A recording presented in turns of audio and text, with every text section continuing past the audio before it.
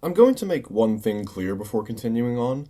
This wasn't a video I originally had planned. I was actually working on a review for the Marvel Zombies show, but a comment from my previous video caught my attention. Thorn didn't do the one thing it's known for and poisoned him. That's actually such a valid point that completely escaped me when talking about Renegades. Why didn't Bale get poisoned and die in that moment? Thank you, Booth Hitter 21, for bringing that to my attention, because you got me thinking quite a bit as a result. See, Destiny is no stranger to retcons or world mechanics changing to make a story the writers want to tell happen. But just how far back does that go? Just how many pivotal moments should have played out differently if we followed pre-established rules within the universe? So, for today, I'm putting a pause on the Marvel Zombies video and addressing this because I have quite a bit to say. And upon reflection, there's a frightening amount of glaring issues from all over this franchise as a result of these writing errors. Let's start with the example that Booth mentioned, Bale getting shot by Thorn. In the cutscene, we watch as Bale and Drifter wait for us to enter the command center after we disable Nightfall Station's shield generator. It's weird how Bale never reactivates the shield, nor do any of his troops we walk past stop us from pressing buttons on their very important console. But that's besides the point. Our Guardian enters the room, and Drifter grabs Blue and starts to crush her, which is all part of his long con with Bale.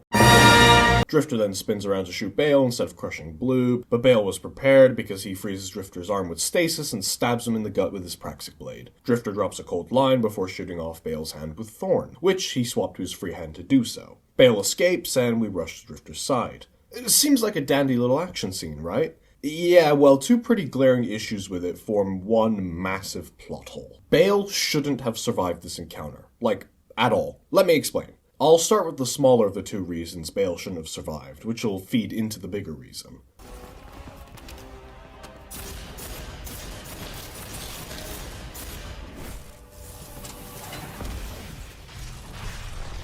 This moment right here. Bale should be dead, not because of the grenade, but because we should have shot him. Putting aside the problem that is us failing to take out 4 red bar enemies on our own, despite the fact that we've killed the Witness among several other gods, after we throw our grenade, the phalanxes lift all 4 of their shields to cover themselves and bail from the explosion. Cool.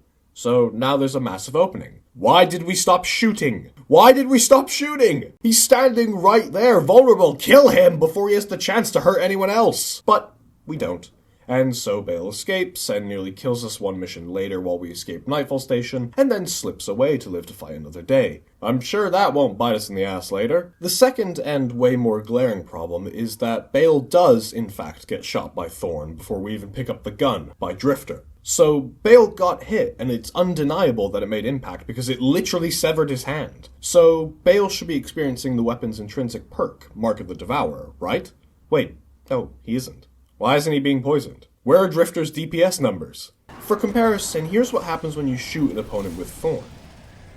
That wasn't even a kill shot, just my opponent getting hit once. So yeah, Bale is dead. There's no feasible way he survives this encounter. So Bale's story should have ended right there. 6 and the Outer Nine's plans fail at that moment, the Barrent Imperium collapses since Bale was its head, we kill Loom, and we destroy Nightfall Station. Medals for all! But no, that's not what happened. Bale survived not only that encounter with us, but also his ship being shot by Drifter in the finale. Loom survived his encounter with us too, by the way. Yep, so much for being a godslayer. While we're at it, let's go over another story conundrum from Renegades. Venus apparently being taken. According to this line of dialogue, Venus only recently appeared in our system, indicating it was taken at the same time as Mercury, Mars, Titan, and Io. Ops ain't been cleared on Venus since it popped back into Sol. Legal ones, anyway. Guess they still aren't. But that's not possible, because we have lore regarding Crow that proves otherwise. Back in Season of the Lost, Crow travels to Venus and battles a Minotaur to try and prove to himself that he isn't Uldren Sov. On top of that, in Season of Arrivals, Crow talks to Osiris about him going to visit Venus in the next season, but Osiris persuades him instead to stay in the city. Kind of an important detail since the dungeon hinges on us protecting a Praxic temple established in a darkness structure on Venus, a temple that was placed when it was taken. But it can't have been taken because it was still around during Season of the Lost. You see the problem here? I do have a question regarding the Praxics. This, I guess, would be more of a nitpick if anything, but when did they ever have Praxic blades? They were never indicated to have any unique weapons pertaining to their order, yet in the exotic mission, Fire and Ice, Honor says that every Praxic member has to undergo these trials to receive their blade, indicating that every member has one. Again, not necessarily a complaint, just more of a sense of confusion on my end about how their order works and why. Stepping back a bit in the timeline, we return to Forsaken, where a massive lore issue was brought to the forefront. Now, keep in mind, this issue is still present to this very day, but to me, it branched off from here. Sundance's death. For those unfamiliar with her, Sundance was the ghost of Cade 6 before she was destroyed in the opening act of Forsaken, leading to Cade's final death as a guardian. The method in which Sundance was killed is extremely problematic for the lore. Here's why. Before Forsaken, hell, prior to us being risen as a guardian, there was this era called the Dark Ages, in which warlords and lightbearers ran wild. This was a time before classes existed, so no such thing as hunters, warlocks, or titans, only light and blood. Drifter talks about this a bit in some of his dialogue with Blue when they discuss him conning Bale. To ensure a warlord or their opponent stayed dead, one would have to destroy their ghost, which many did. Lord Shaxx is a prominent figure in this art form. Yes, Lord Shaxx was a warlord. Shocking, I know. The guy with the title of Lord had a shady past. Who would have thunk? Anyways, you didn't need any super fancy or technical ways to kill a ghost. Your gun or fist could get the job done just fine. And that's not even mentioning the man with the golden gun and his spree of snuffing out countless dredgens. So, come Forsaken, the Scorn Barons have this whole subplot prior to the expansion of them getting their hands on a Devourer round, the same type of bullet Thorn fires. And they use that to destroy her in the cutscene. The problem is, Bungie tries way too hard to convince us in the new lore that you need this type of round to destroy a ghost, when that just isn't true. Even after Forsaken's story concludes. Look at Witch Queen. The only way to stop Hive Lightbearers from coming back is to destroy their ghosts. And how do we do that? By crushing them with our bare hands. No fancy bullets necessary. Ironically, they're immune to gunfire in-game, so you can only destroy them by crushing, which contradicts Forsaken's contradiction. This same issue crops up later in Season of the Chosen when the Scion Conclave tried to assassinate Zavala. After their first attempt was foiled by Crow, they then try again at the treaty between Zavala and Keitel. In the lore, they had been testing light-suppressing technology based on the blueprints from Gull's Cage back in the Red War. They then used these blueprints to make a mini-version to temporarily immortalize Zavala so they could take the kill shot. Few problems with that. Número 1. You don't need this tech to kill a ghost, as established by tons of previous lore and the Forsaken retcon. Targe wasn't even hidden, he was just floating out in the open. One shot from the rifle is all it would have taken and Zavala was screwed. Número 2. Even if you kill Zavala, he can be resurrected because his ghost is still intact, and removing the device immediately undid the mortality effect. So you'd have to mortalize Zavala by incapacitating his ghost, shooting him, which would reveal your location, and then somehow getting down there and destroying his ghost, the same ghost surrounded by Crow, Keitel, and 2 of her personal guard. And there are only 2 of you here to execute the plan. Número 3. We know for a fact they're going for the kill based on the previous attempt without said technology. So they knew they could do it without the tech, otherwise they wouldn't have bothered putting Zavala on high alert post-assassination attempt that would have been doomed to fail. Going back to the Forsaken era, there are a few other small issues that come to mind. Varrix's size by the time of the prison break and how he appears in Beyond Light. In the last entry for the lore book Most Loyal, it states that, as he spoke, the ship's engines rumbled to life. Varrix could see explosions resonating throughout the prison, his former charges running rampant. His ship passed through the bay's barrier and began to move off. Nowhere else to go. No one else to be. Here. He drew himself to his full height. And so I become Varrix, the Kell. House Judgment Envoy to the Eliksni people. No choice, he repeated, chuckling deep in his throat. His voice was calm. Eliksni must rise, yes. Varrix is out to be a Kell, size, status, and all. But come Beyond Light, he's regressed to his hunched-over, cowardly form. Dreams of being a Kell gone. And yes, I know in the lore he gives up on that dream, but that's such a cop-out. You set us up for a story of 3 Eliksni, all with wildly different views, clashing over the title of Kell of Kells. Mithrax with his peace with the city, Fikrul with his scornful ways, and Varrix with the Eliksni standing their ground. Aramis comes along later to replace Varrix's dream with hers, being to destroy the Traveler, but why? We could have had such a cool moment for a true Eliksni civil war, but we got fragments of that concept with the House of Light's introduction in Season of the Splicer.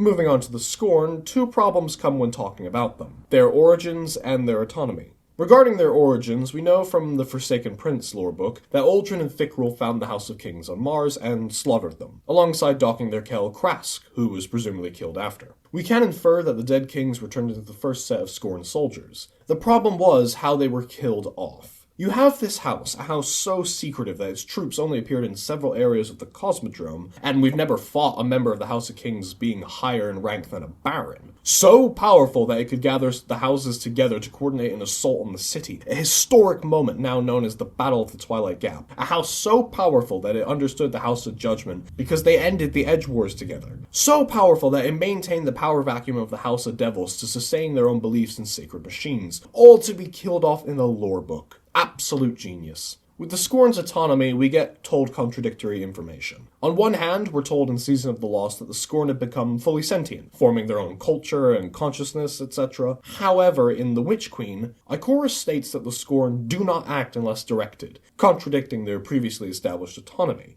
Another thing from Forsaken, around the end of Season of the Forge, Uldren was resurrected by Pulled Pork, now Glint, and becoming the Crow. This was still fresh off the heels of Uldren killing Cade, so everyone and their mother knew who Uldren was, what he looked like, and hated him. Yet, he got resurrected and managed to sneak out of the Dreaming City all the way to the EDZ before people started encountering him. The same Dreaming City that is crawling with Scorn, Taken, and Hive, along with Guardians, Corsairs, us, and Petra patrolling it. There's just no realistic way that he slips by unnoticed, but somehow he did. Obviously we, the player, knew he was alive, but our Guardian didn't learn until Season of the Hunt when coming face to face with him when running to Osiris' aid. Given that people had seen him alive in the EDZ, beating and killing him numerous times as a result of grief, it seems very much a stretch that word somehow didn't get back to us nor the Vanguard that Uldren was alive and well. A big plot hole with Lightfall, one that everyone has already talked to death, but I figured I'd mention anyway, is the radial mast. The Witness orders Callus to move the radial mast to the Veil and destroy it.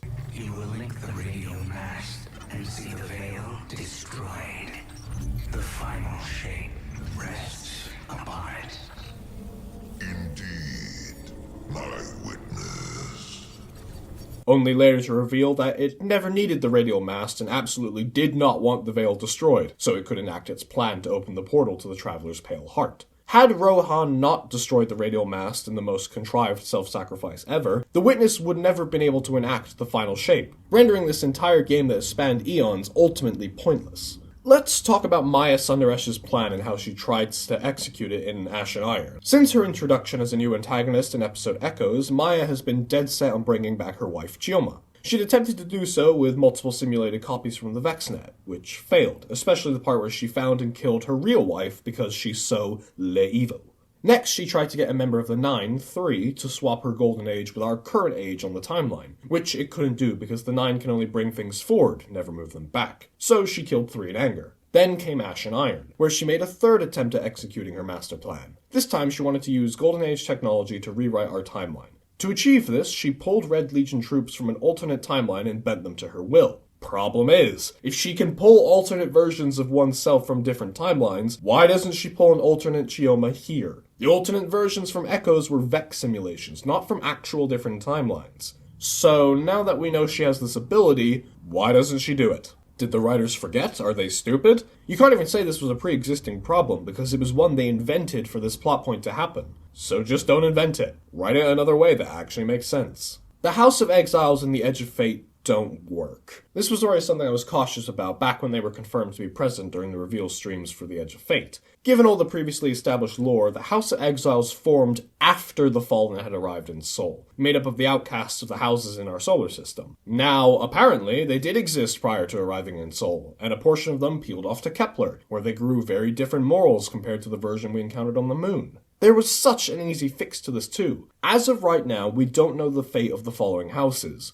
Rain, Stone, and Scar. Before anyone comments on this, yes, I know that Rain technically appeared in Season of the Dawn, but I have issues with that we'll cover in a sec. All Bungie had to do was either use one of those houses or invent a new one altogether. Sure, the House of Stone's Kel Chelchis is confirmed to be dead, so the house presumably went under too. But we've seen before that a house can keep going without a Kel, despite the difficulties that would bring. I mean, look at the House of Devils. House of Rain being present on Mercury, attacking Satan and the colonists he was protecting is so dumb. I know they did retcon that so they could use the House of Dusk assets in that mission and then changed it to the House of Dusk copying their looks from the House of Rain, but it's still dumb. Again, previous lore indicates that this house was lost in the whirlwind, but nope, they are here on Mercury, only to then be wiped out instead by the Vex according to the new lore. I'll do one more negative thing before hitting a few positive retcons that both work and that I like personally. The whole premises of Shadowkeep's story is us trying to get inside the Lunar Pyramid, which we can't do because of a magical barrier that we need a special armor to pass through. Funnily enough, earlier in the timeline, Mithrax's mother, alongside her crew, entered the pyramid with no problem. No special armor or gadgets required.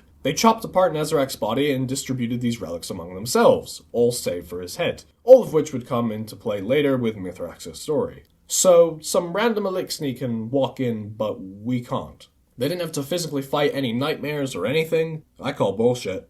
Okay, let's take a little break and praise some changes that I think were really good for the story. Starting with probably one of the most well-known ones, the Hive's origin story.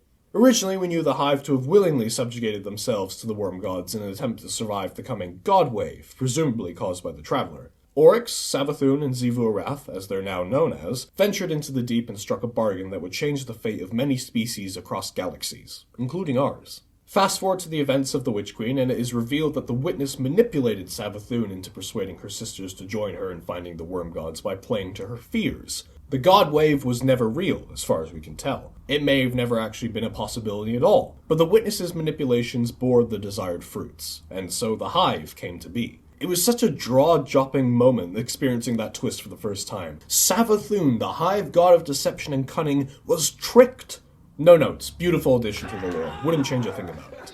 Rolk is a character I absolutely adore and would do anything to have had more time and interactions with him outside of the raid. A neat addition to the lore is his dominance of the Worm Gods and his subjugation of them into the service of the Witness. In essence, no Rolk, no creation of the Hive. Again, it's a neat change that puts perspective and more fleshing out of the world these characters occupy. Who's the real authority? Who truly has all the power? And that's not even touching on the Witness and Winnower being two separate entities, the latter being the creator of the former and aware of us, the Guardian. Another twist I loved was the reveal that the Traveler never spoke to the Speaker, which honestly makes sense in retrospective. We always had the Speaker, well, speaking for the Traveler, but not once has a single line of his dialogue quoted or done anything in direct command from the Traveler. The final retcon I liked was regarding Fellwinter and his origins. We know of the story of Fellwinter being an Exo and a Warlord, eventually becoming an Iron Lord and falling to Siva. But what we didn't know was that he was Rasputin. Essentially, in Season of the Worthy, it was revealed to us in the quest The Lie that Fellwinter was essentially Rasputin's son, a proxy deployed to study humanity in the world pre-collapse. Unfortunately for Rasputin, Fellwinter was killed during the collapse and then later resurrected by a ghost. Fellwinter's lie was that he was part Warmind, part Guardian, and that was something he kept hidden from everyone. Speaking of the collapse, when did it actually happen? Because we have contradictory information on that, thanks to Failsafe and the Exodus Black. The crashing of the Exodus Black and the timing of the death of Failsafe's crew put the collapse at roughly 500 years prior. However, Forsaken tells us that the collapse happened 1,600 years ago, which doesn't line up. So which is it? I am aware that this video is getting a lot longer than I originally set out for it to be, so I'm going to rattle off a few more lore fuckery moments before we wrap things up. Gaul says that he can't force the Traveler to give him the light, but then he does that anyway after killing the Consul, which is inconsistent characterization. We are told that there are many disciples of the Witness, some even cropping up in a few lore entries, but we never encounter any outside of Rolk and Callus. So where are the others post-Final Shape? Ariana has contradictory lore regarding her travels to the moon. First, we're told she went there under the Speaker's authority instead of an unauthorized mission for vengeance that explicitly breaks the lunar interdict. But then it changes to her going under Zavala's authority instead of the Speaker's authority. Why did that need to be changed? There's an entire mess with the timeline of Nezarek and his pyramid ship. We got told by the post-D2 Red War cutscene that the Black Fleet is coming, as well as that it was being reinforced by the Nine in the seas and the Drifter. Then we discover that there was already one on the moon in Shadowkeep.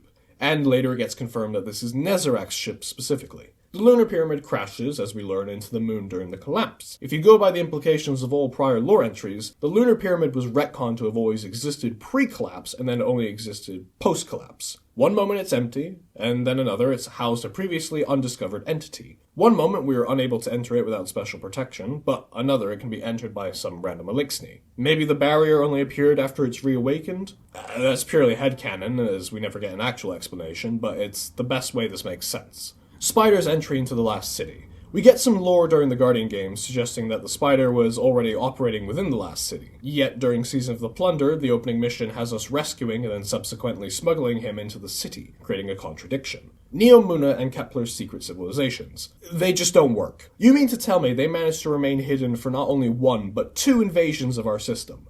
One by Oryx and one by Gaul. Gaul, I could maybe buy into the idea of him not noticing, but Oryx? Nah, I can't believe that one. In Ashen Iron, Saint 14 has a line of dialogue indicating that he was present for the Siva crisis, which he was very much dead during.